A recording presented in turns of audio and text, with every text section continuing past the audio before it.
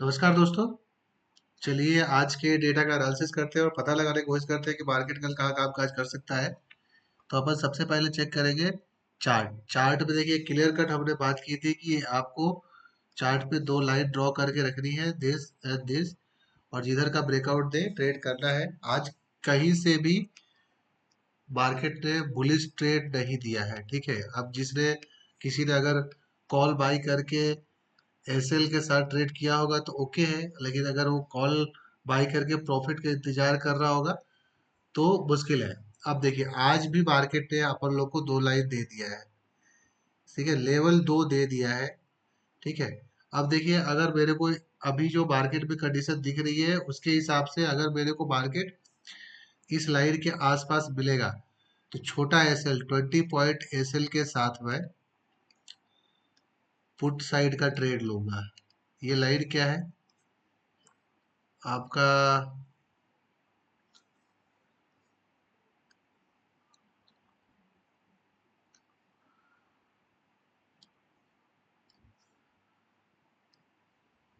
तो सिंपली है, अगर मुझे मार्केट इस लाइन के आसपास यानी ऑलमोस्ट 24,910 के आसपास मिलेगा और एक नेगेटिव कैंडल बनाएगा यहाँ पे, इसके आसपास एक नेगेटिव कैंडल बनाएगा। नेगेटिव कैंडल का मतलब इसके ऊपर जाके नीचे की साइड आएगा रेड कैंडल बनाते हुए, तो मैं पुट बाई करूंगा, ठीक है। और दूसरा पुट कब बाई करूंगा? जब 24,800 ब्रेक कर जाएगा तो। अभी मैं कॉल के बारे में बिल्कुल नहीं सोच रहा हूँ।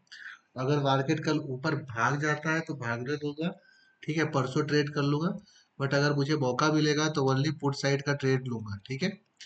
नहीं तो कोई ट्रेड नहीं लूंगा, नो ट्रेड, ओके। तो अभी फिलहाल दो लाइन ड्रॉ कर लीजिए। अगर इसके आसपास मिलता है तो भी अपन लोग को पुट लेना है स्टॉप लॉस के साथ। अगर इसको ब्रेक करता है, ये है आपका 24,800, तो भी अपन लोग को पुट लेना है स्टॉप लॉस के साथ, ठीक है। 30 पॉइंट का एसएल लेंगे।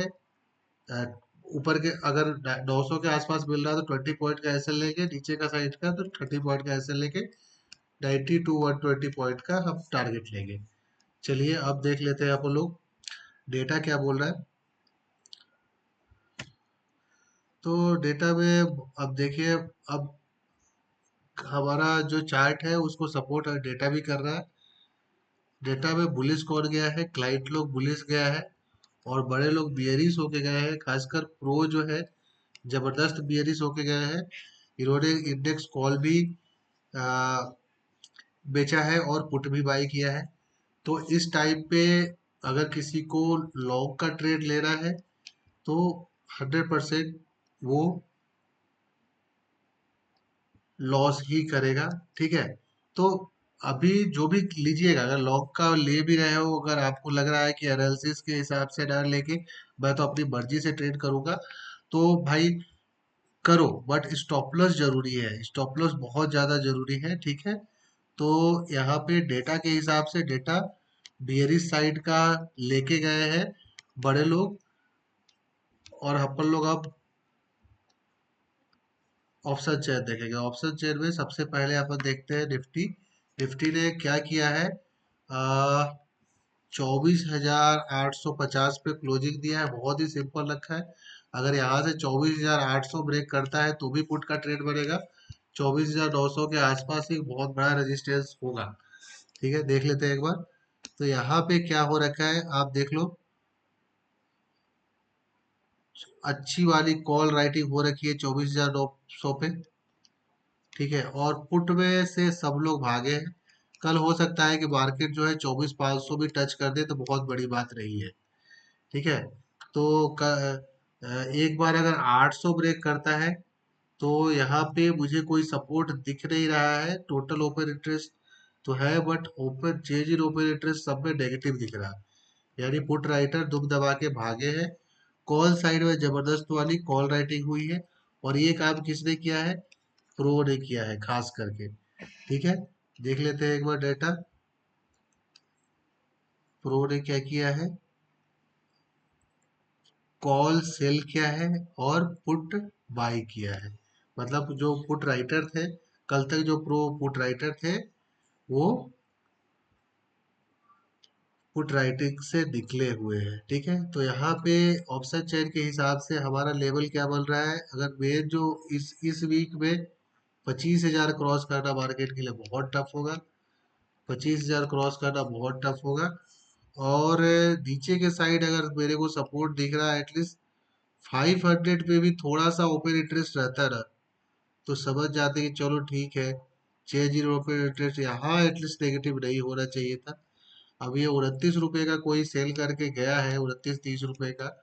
अब इसको भी ये लोग हो सकता है स्टॉप लॉस लेने पे मजबूर करेंगे कल, क्योंकि जिस हिसाब से पुट में राइटिंग है और कॉल माफ कीजिएगा पुट राइटर भागे हैं और कॉल राइटर दबा के हुई है, मार्केट जो है वो बियरिश साइड का ही रहने वाला है।